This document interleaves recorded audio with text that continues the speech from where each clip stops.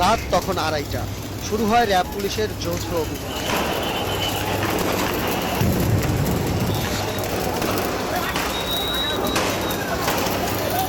সরে যাবার জন্য বারবার সতর্ক করার পরও যখন অবস্থান কর্মসূচি চালিয়ে যাবার ঘোষণা আসে, তখনই দৈনিক বাংলা ও নটরডেম কলেজের দিক থেকে শুরু হয় একযোগে পুলিশের অভিযান।